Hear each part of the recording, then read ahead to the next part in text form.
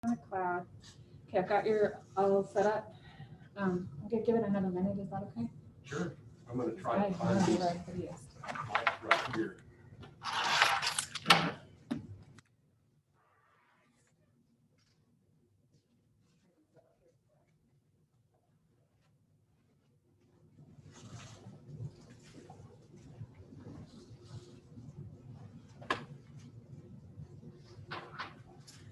I'm going to see if this will turn at full screen. Yeah. Sometimes it will, sometimes it won't.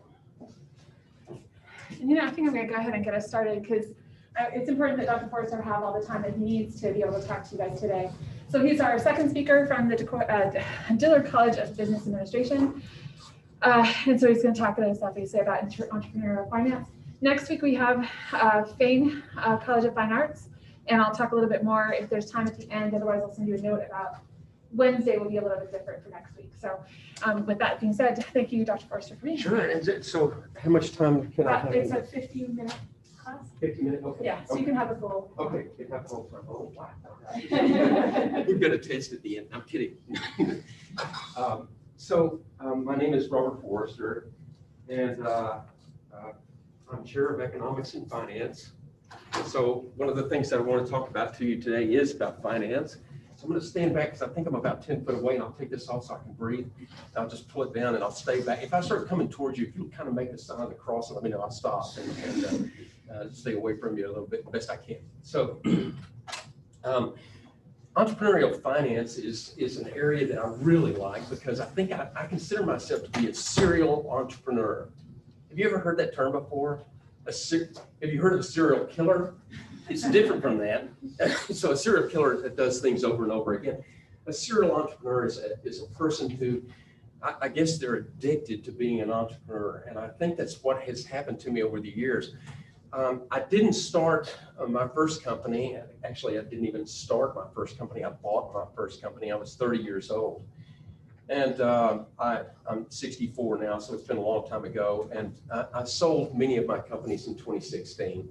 So I'm going to tell you a little bit about the process that I went through because I'm actually a finance person. And a lot of times when you come into the Dillard College of Business, people think about accounting and they think about finance. And sometimes they don't like that because they think it's going to be dealing with numbers and that it's this big scary thing. And I want you to know, I hope that what you leave with is that finance is not a scary thing. We do use a little bit different language and we use some different terminology, but it's not anything that's going to be something that's not going to be what you can't do. You can all do it, and I'm confident that you can.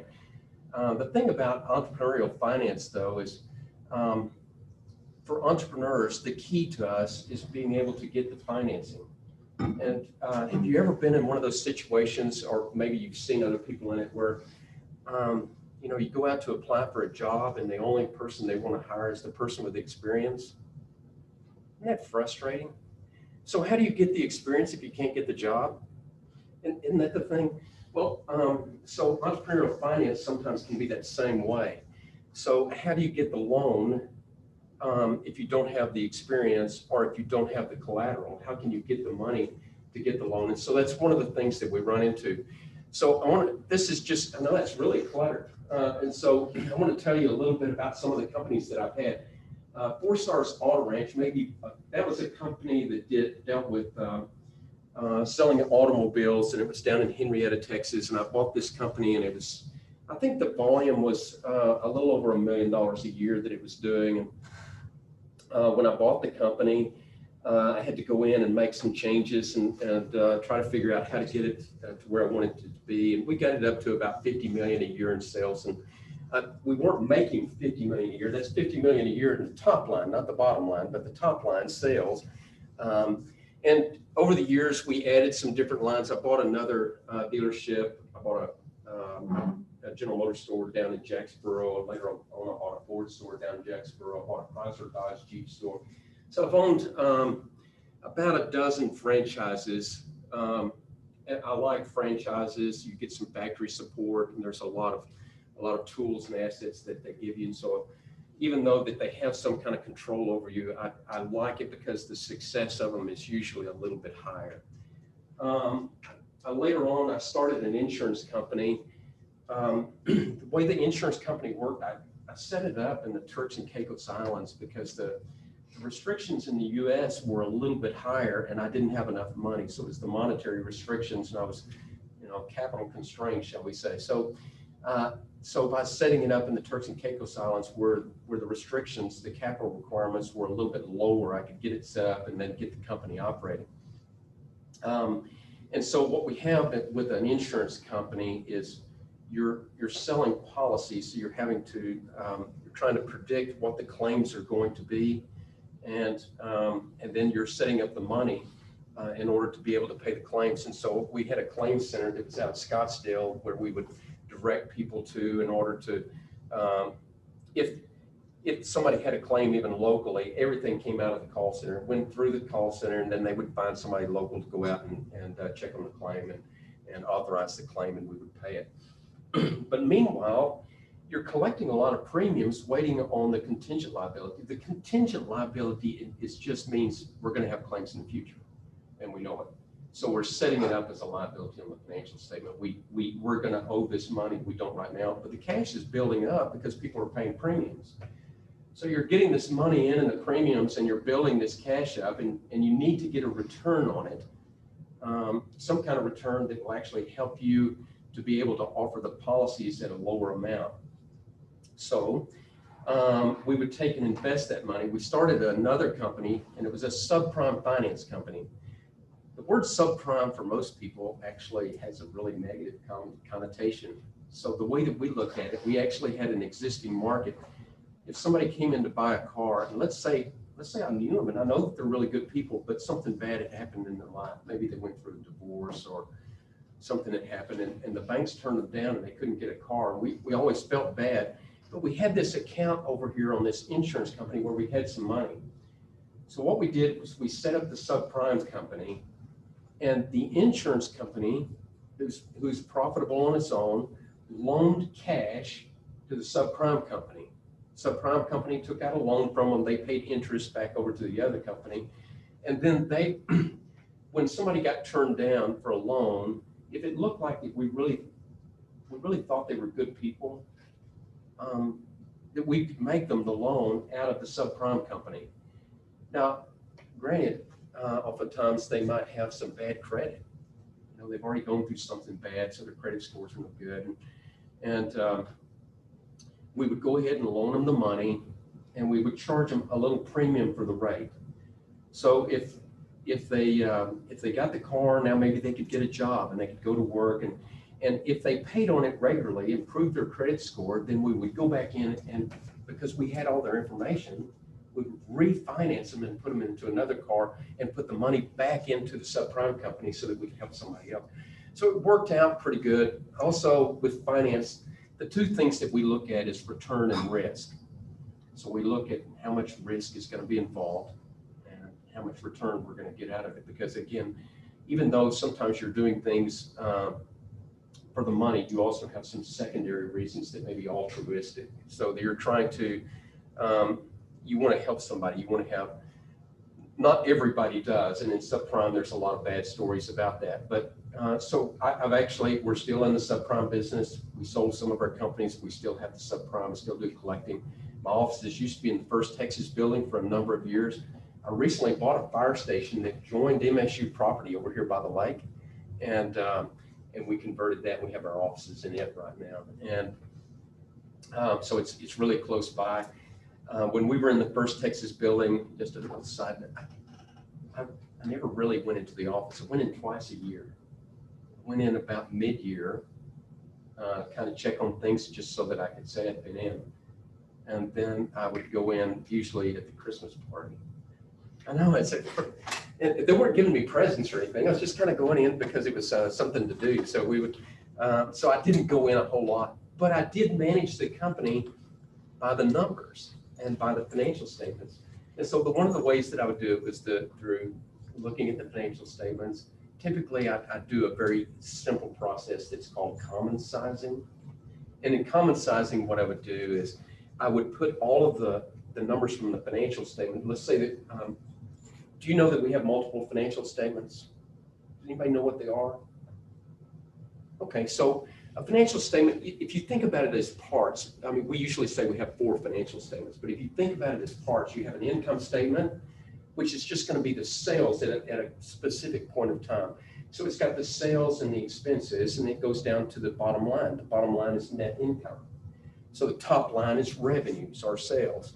So sometimes we use things interchangeably, you know, bottom line, net income. We've got a lot of terms that we use that, but we have that statement, and I would divide everything by sales. So sales would equal 1, or if you multiply it times 100, it's 100%.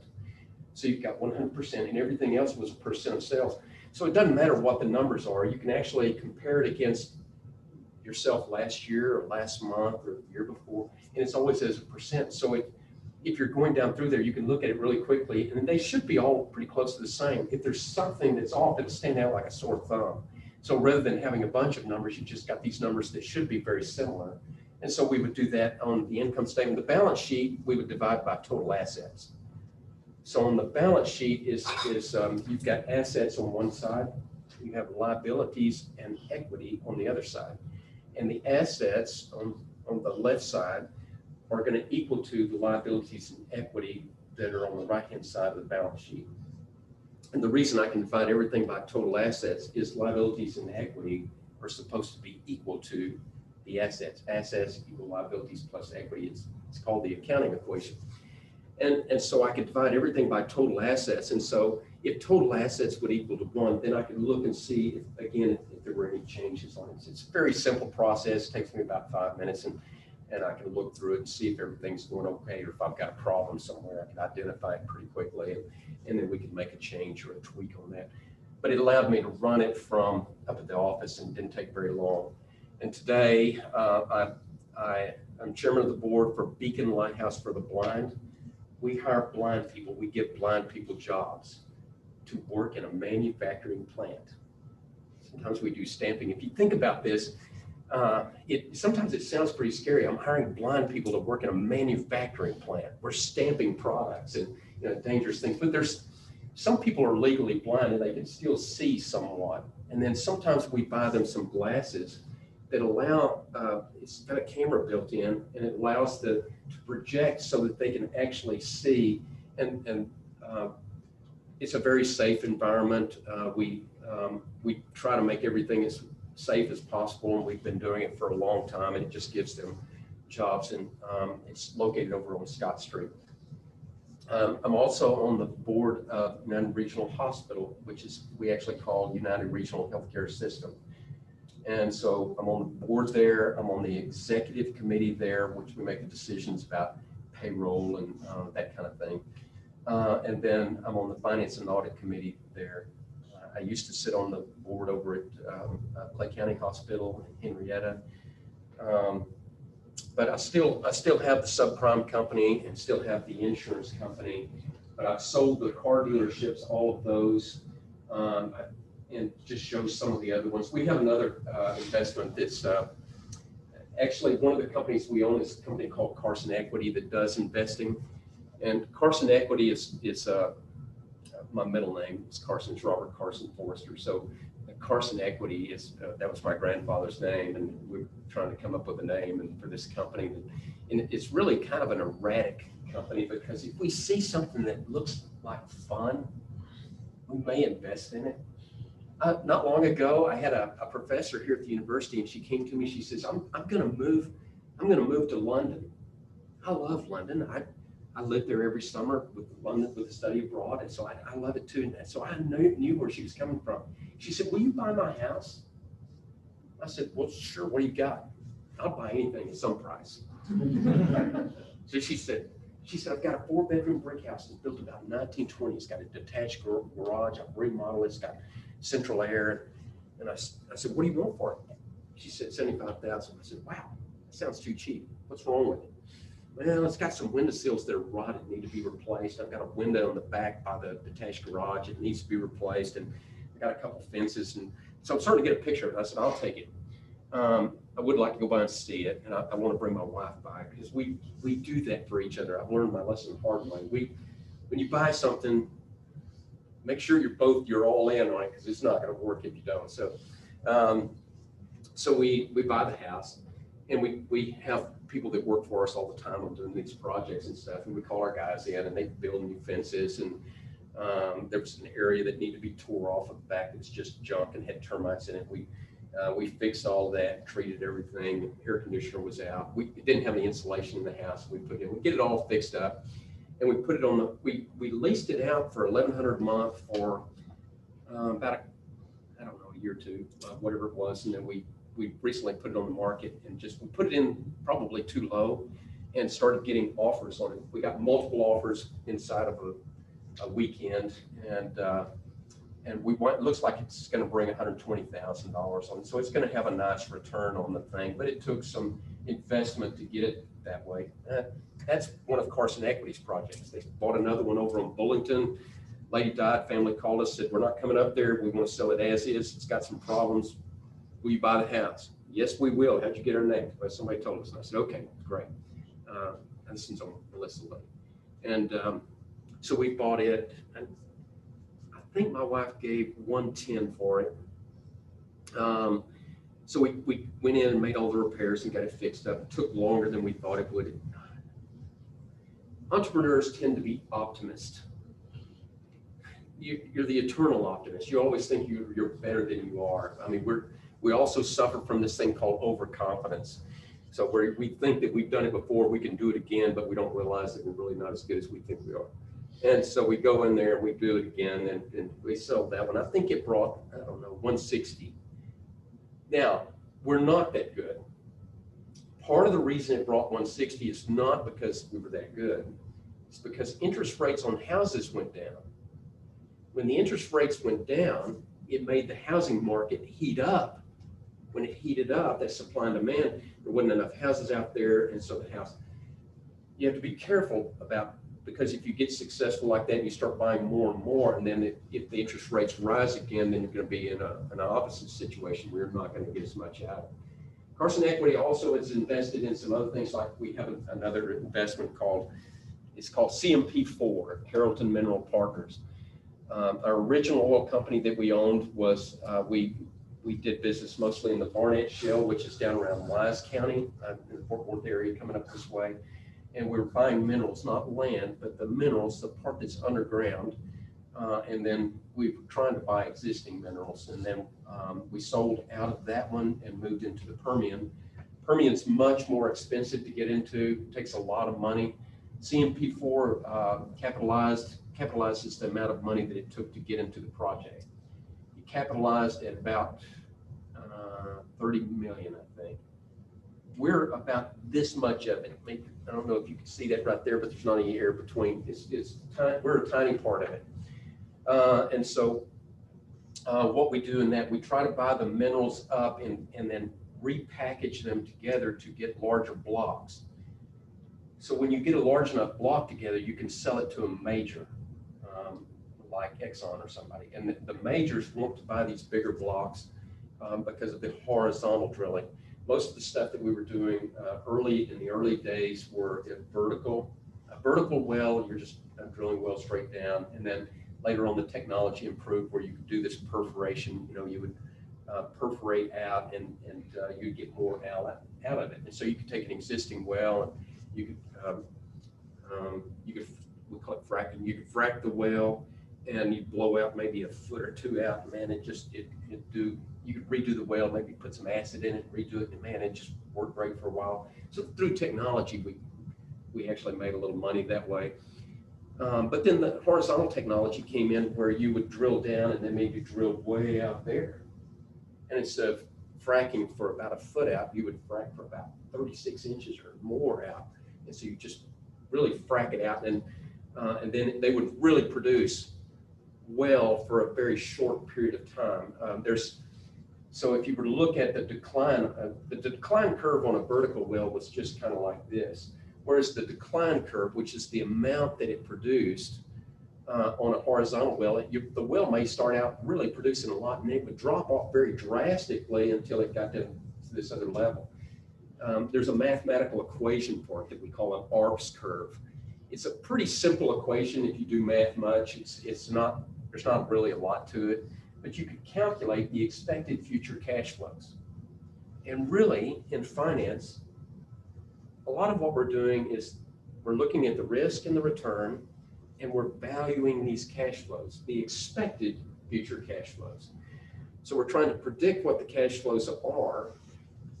And in oil and gas, it's really risky because you can't see underground. You don't know what you're going to get. But CMP 1, 2, and 3 returned, they sold off 5% of the amount of investment after a period of years and got all of the money back. And then you still own 95%. Now, at the beginning of this year, we were looking pretty good. We paid out a lot and got a lot of our money back. And then oil prices, do you know what happened to oil prices about March? It went negative.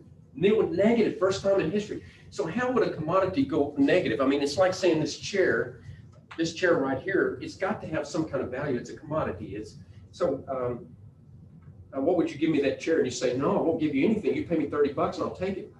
What? How can that be?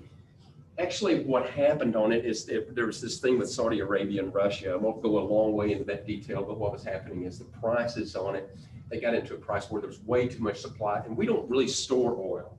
You hear about some reserves. We don't really store oil. We're putting them in a battery. A battery is a tank where you can store it for a little bit, just temporary, till you can get into the product line. We just use it. As we produce it, we use it up. That's the country we are. And we just don't have places to put it. Well, a lot of the traders started speculating. These are not the people that are doing hedging, another whole subject, but they're speculating on it. And so they own these options, and they're going to have to take delivery on the oil. Well, they're thinking about, where am I going? I can't take delivery on oil. I've got all of these options on the oil. I can't put it in my swimming pool. What am I going to do with it? And so what they do is the prices went negative. Therefore, we went negative. Now, we did look at the statement the day before yesterday, and it looks like we're actually going to pay out a dividend on it. It's going to be a little bitty tiny dividend. It's not going to be much, but so there's risk involved. We've got a lot of money involved in it, and now it looks like it's not going to pay much. But what I want you to see is the diversity. These are, we have some rental properties. This is a commercial building that we've got. We've had some of the franchises I had closed down. I used to be a Pontiac dealer. I grew up in this era that the GTO was a great car.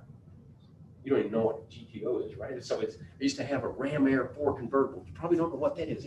It was a cool car in the time. Yeah, okay, I'm old. But so it was a cool car at the time. And Pontiac, I thought, man, I'm a Pontiac dealer. Pontiac went out of business. I fixed them. I became an Oldsmobile dealer. As you well know, Oldsmobile's out of business as well. So I've had some ups and downs and different things. We try some things work and some things don't. This represents the subprime company, and some of these companies are holding companies for other companies. But we've got a lot of different companies that we've had, and I wanted to show you the diverse interests that we have. Most people will focus on an area that's of their interest. My interest is actually finance. So real estate comes into the heading of finance. Subprime comes under the heading of finance. And so a lot of these areas give us about the financing. Actually, it doesn't really matter what it is. We're looking at the value of these expected future cash flows. So even in oil and gas, what I'm looking at is the value. When we're looking at drilling a well to drill or not drill, we look at the expected future cash flows and decide, is it going to be positive or not? If it does, it makes sense. We have some guidelines that we use. But how do you get in it? How do you get started? Because now I'm going to take you way, way back.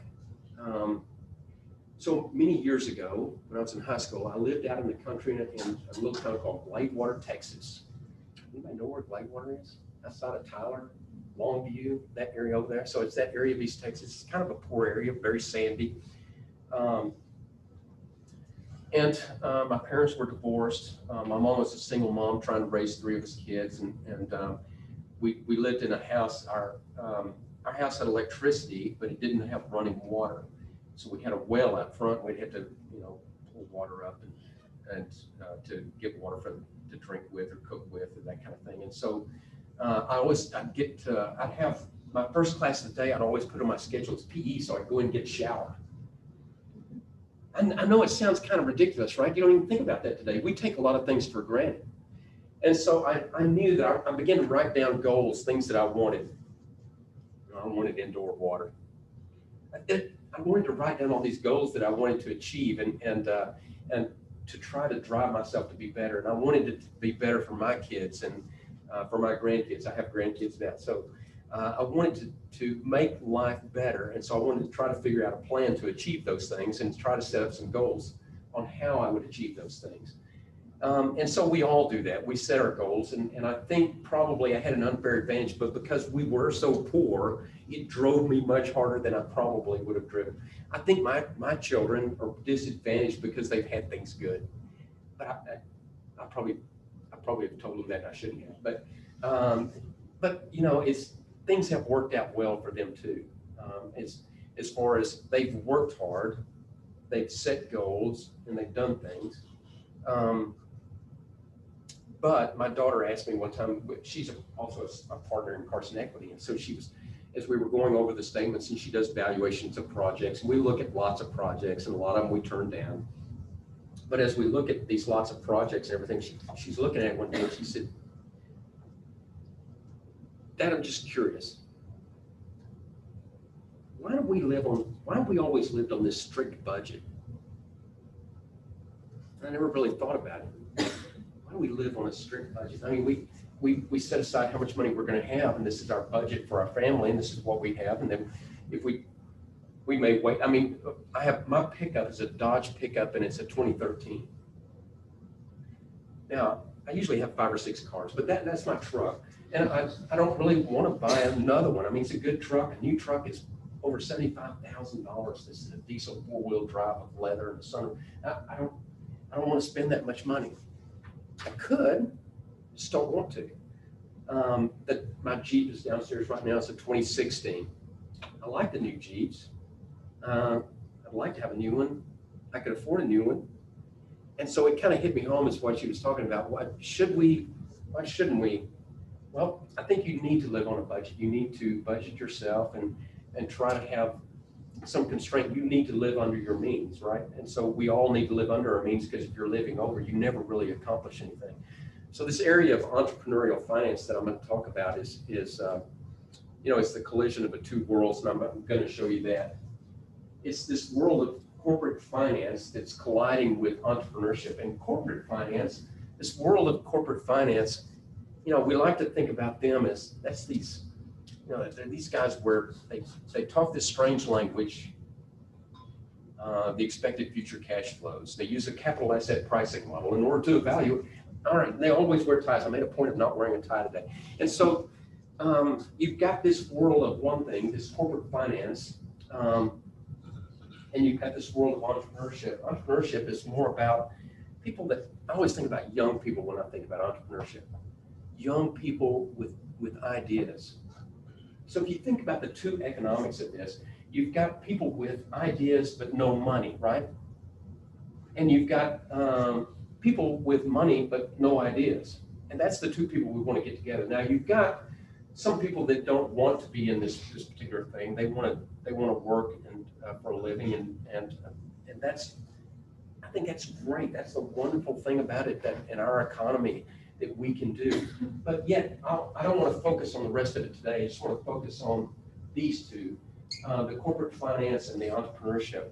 So the entrepreneur is going to start up this, they see a need for something, and they see an idea of what they can do, and they can enhance it, create value, and now they can work for themselves. And maybe in a period of time, let's say 5 years. In 5 years, you can work and have nothing, or 5 years you can work and have something. So now I'm in that world right now where, I work every day. I love this job. I think it's the best job in the world, because you get to come in and talk to students. And so it couldn't be any better. I still like to keep my toe over in this world over here, because I find it interesting, and I hopefully my kids will find it interesting. Some of those companies they'll do well for my grandkids, but they probably won't do as well for us. And now I even question that after watching the debates last night, because it looks like, what we hear about oil and gas, we're going to phase out of it. I don't know how long it's going to take to do that, but if we are, what's going to happen to some of these companies that we go? So if we look inside these different ones, this world of entrepreneurial finance, we've got to get money. These young, ambitious companies, these innovative people, they've got to get the money somewhere. And maybe it's going to be through corporate finance, but I'll tell you right now, it's probably not through banks. Because banks are going to be a little bit different.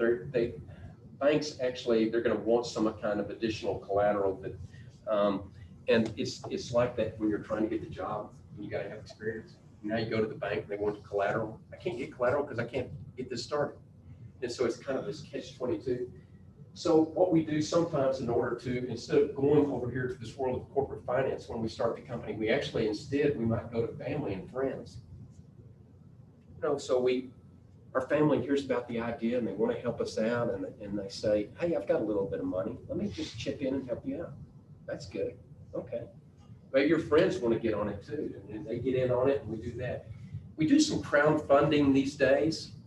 Have you heard of crowdfunding? I'm sure. Yes or no? You have? Okay. So we might do some crowdfunding. Sometimes it's successful, sometimes not as much. Have you heard of angel investors? Angel investors is pretty neat. We have a local angel investor group. Okay, some of my angels. And what we do is, if somebody goes to the bank and they get turned down, usually the bank will send them to us.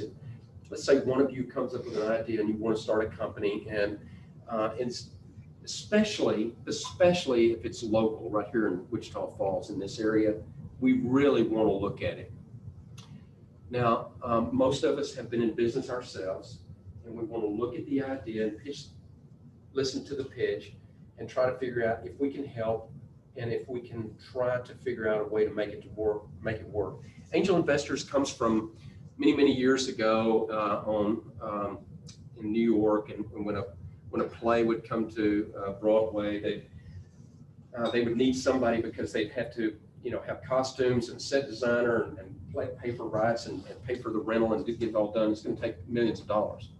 And an angel would actually step in, maybe they just like the arts, and say, okay, I'll put up the $1 million. I get all the proceeds from, after the bills are paid, I get all the proceeds on it. Maybe they make money, maybe they lost money. You're usually looking for a very excessive return, but only about 1 in 10 of them actually works. The rest of them, one in 10 works, and the rest of them you lose money. And so it can be a little bit scary as an angel. Angels don't usually put in a lot of money, though.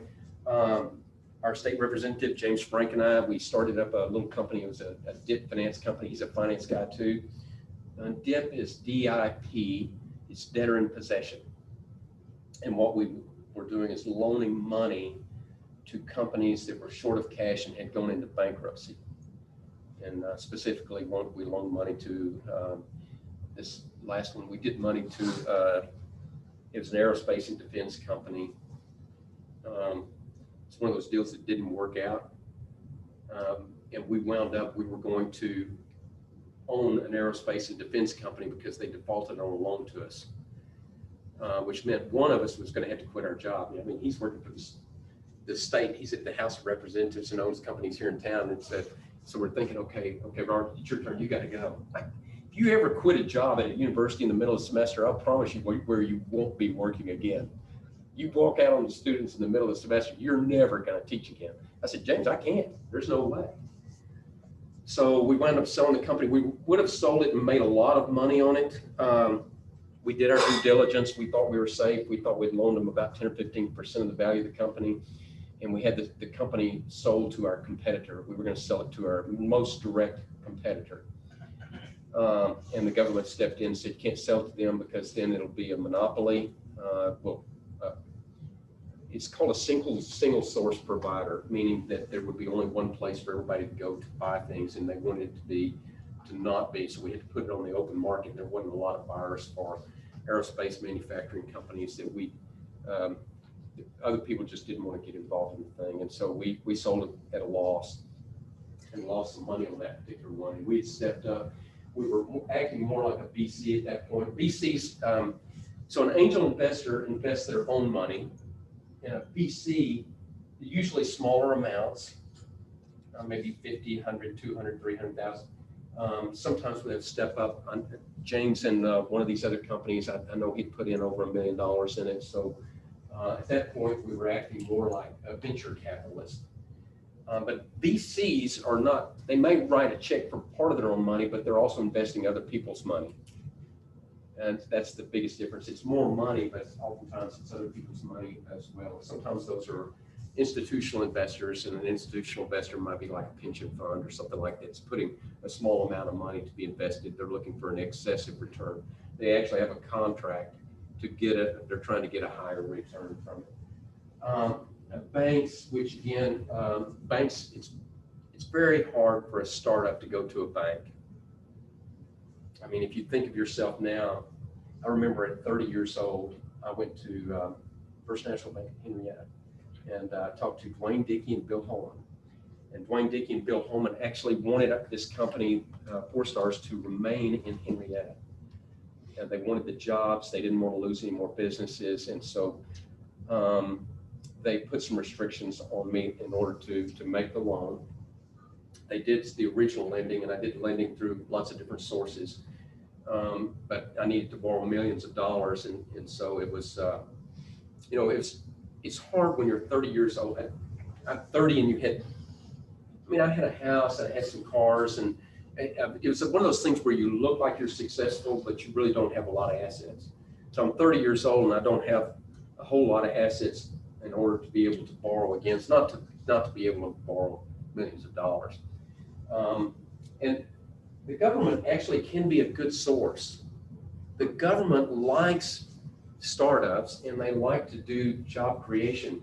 So there is some good opportunities with the government where they'll help you with all kinds of resources, including money, especially money. So why is entrepreneurial finance important?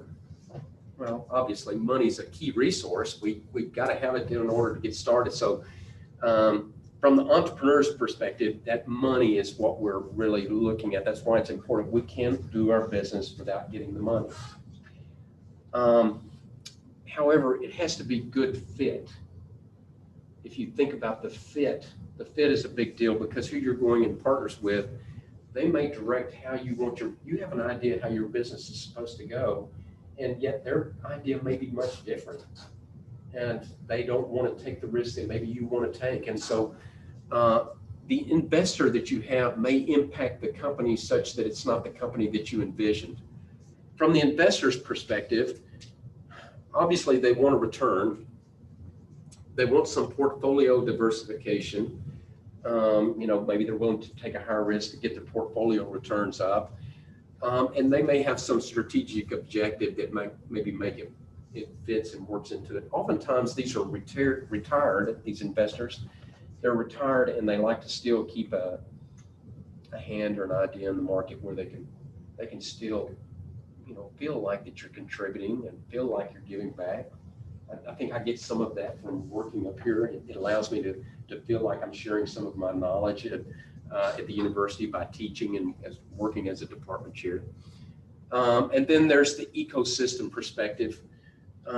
It's more market driven, and it's inside a lot of angel investors. This actually falls, we like the idea.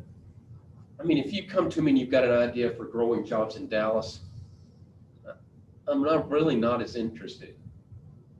I mean, okay, I can make money on it. That's good. I'll look at it. I like ideas about making money, but really it's not going to create jobs here. And maybe it has no innovation here in Wichita. So I really just want the economic growth that's going to occur right here in this area. If you're telling me that it's going to be good for Clay County, good for Wichita County, even though I make less money, I would be more apt to do it. And the other reason is because if it's local, I can actually run over there and take a look at it. If you needed some help, you could call me. I mean, one of the things we do right now is in finance, we do these stupid equations all the time. We've got some of them that are really, really basic. One of them is called an AFN. It's an additional funds needed. It's it takes your capital intensity, how much assets that you need. So we take assets divided by sales, and we multiply it times the change in sales. And then we look at our spontaneous liabilities, those liabilities where we owe people. As our sales increase, we owe people some money.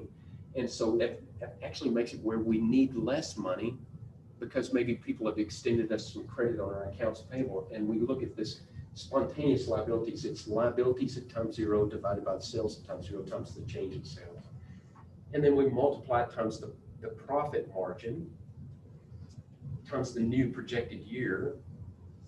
And then we use 1 minus the payout ratio. So how much of it we're actually going to keep because you're paying some of it out on a regular basis. So we've got this crazy looking long econometric formula. It's really pretty simple. It looks odd if you haven't had econometrics to see this problem with all these different components in it. It's pretty easy, but we run this different problem in order to see if we can help companies out. And it allows us to predict if they're going to run out of money and when. And so one of the things I'd done not long ago is I ran it on one of the companies that I was doing some consulting work for, and I realized, oh my gosh, you're going to run out of money. And it's going to run out at this period of time. And so it was a nonprofit and they were going to need some money. So luckily I have a friend of mine that's on a nonprofit. I called him up and I said, look, they're going to run out of money about this time. Can you have me a check ready? So when they do, we don't bounce any payroll checks. He said, yeah, I got it. And so as we watched it trudge along, probably shouldn't have done it, but as it trudged along and headed towards that, I asked our president of the company a couple of times, I said, how's your cash flow? He said, well, it's a little tight, but I think we're going to be okay. And I realized he's a great leader of people. He knows operations very well. He's not an entrepreneurial finance guy. He just doesn't understand the finance very well. And I wasn't going to leave him hanging there. I just let him keep on going. And then he calls me one day and he said, Robert, man alive, I don't know what happened. I don't know if we're going to make payroll this week. I said, it's okay. I've got it covered, and here's what we'll do. And we handled it. Everything was okay.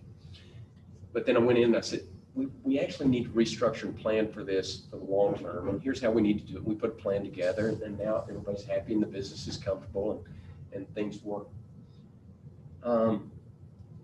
All of you can do that. It's not very hard actually to do, and you can all do it. I've got the forms today to change you to finance. Okay, maybe not. So why is entrepreneurial finance challenging? It's hard to get money. It's the main thing. It's hard to get money. The investor diversity. Find somebody that fits. We actually have a little acronym that we use a lot. And this little acronym is actually called FIRE.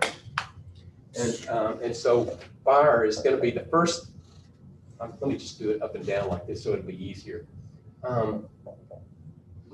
When we're looking at an investment, and of course, with my kids, when we're talking about investments and they come up with a great idea and they know, I want them to play the devil's advocate just like I do. I don't want to be negative about it, but we want to punch holes in it to try to see where the weakness is, because nothing is too good to be true.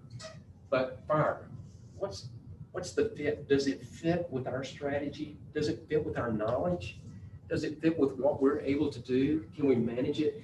Because my daughter likes to do these ideas, and you may not know it, but she's actually co-teaching a class with me this semester, the Foundations of Business class. She's a first-year PhD. She lives in Fort Worth. She goes to school in Mobile, Alabama. She works up here in Wichita Falls. Can you see the logistic nightmare from all of that? So she calls me about this project, and wow, it looked like a good investment.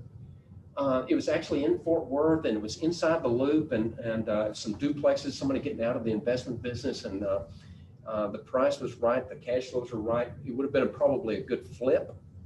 I just didn't want to manage it because she's so busy on a PhD program. It's like, oh gosh, put your hand inside of a desk drawer and just start slamming it, and it'll feel better. So she's trying to do all this, and she said, Dad, I got this investment. I look at it, I said, no, you're right, it's a great investment. I love everything about it, except for the time.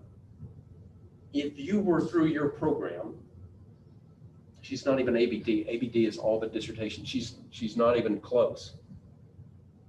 And so I'm trying to figure, I said, Allie, I think we're going to have to pass on this one. She's so disappointed. I hate disappointing my kids, but I just can't do that deal down there because it's too far away from me. Was it a good fit? No, it wasn't a good fit. Next, what is the investment? So fit, and what is the investment? And so we're trying to figure out what kind of investment that we're going to have. You know, what is it, what we do, that kind of thing. We also like to look at the return that we're going to get, and I want to know how I'm going to get out of it. What's the exit? Sometimes you get in some of them, and you know, our goal, the dream goal for any of us as investors is go public, because then you're going to get these multiples that are crazy. I mean, you'll see multiples in the market of 17, 18, and sometimes, you know, you see 50x, 50 times the return. Man, those are just crazy. Does it happen? Not very often. Not more than likely, if you're really lucky, what you do is you exit, somebody comes in and buys your company, and you get a lower multiple, but it's more realistic. That's what happened with our dealerships. A friend of mine that I've known for many years, and he had actually, he had sold his company to Warren Buffett. That's Berkshire Hathaway. Buffett doesn't sell anything. He sold his company to Buffett, worked for Buffett a few years while Buffett was buying dealerships, learned a lot about it, decided he would buy his company back from Buffett, was able to negotiate and buy his company back. His name is Mike Hernandez. Mike buys his company back from Buffett and decided he was going to buy dealerships. And so he walked into my dealership one day and he said, Robert, I'm going to buy all your stores. And I said, really? Oh, that's great. I said, right now you're scared of my employees. They don't like people walking in multi-$1,000 suits and carrying briefcases with attorneys with them. He said, I'm here right now to buy your store. I said, I'm not going to buy my stores. And he writes this number down and turns it around. I said, I need to get my stuff out the desk. Are you kidding me? What do you think? He said, I'm going to buy them. I'm starting a chain of dealerships, and I've got, you know, I'm selling this many cars already. I need the supply line. And so he explains everything to me and what he's going to do. And so it was, Mike's a good guy. He's a good operator. His name's not, you don't see Mike Hernandez Motors on it. He wanted to buy our name and keep it on there. And he has some of his employees that are listed as owners of the company, but he owns the big company that owns D&M Leasing that bought the store. So he is actually the main operator of it. And but we try to look at for exit. How exits, usually the investor that's putting the money in, when you can't go through the bank, they're looking usually on a long-term horizon. A VC is typically looking for about 10-year horizon, which is a long time with an investment, and it's very illiquid. We add a liquidity premium to things when we can't get our money back very quick. And that'll kind of give you a little bit of idea on it. From the investor perspective, we've got how many proposals we're looking at. I've got a list of proposals I've looked at over the last few years over there. I thought about opening some of them up and showing them to you. I'm not sure we'll get a chance to have that much time to, but they're great proposals. And some of the best ones I've had have been students who just graduated from college. Am I running out of time? Yeah, we're just right on it. Oh, okay.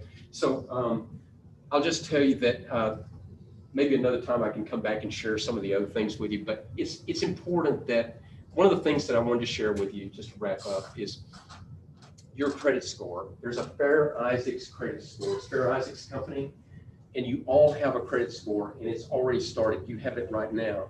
And one of the things you want to do is prepare your credit and take care of your credit, because one of the first things that you're going to have to do is you're going to have to prove that you're credit worthy. So start taking care of your credit right now, because when you come up with that idea, that great idea, we want to look at the idea. If you get turned down at a bank, don't give up your heart, your goal. Come back to us and look, because we have ways of helping you. And so just come and see us and talk to us, and we can help you, guide you to that point where you start your company up. Okay, sorry about that. Didn't mean to run over. I love this area, and I could talk about it for about 3 days. Thanks very much.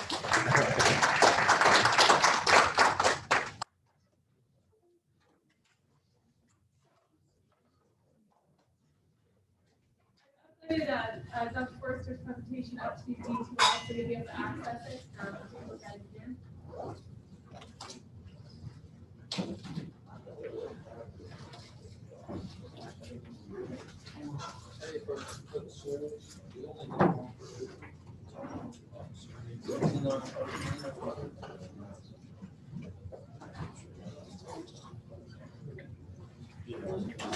Just need one survey.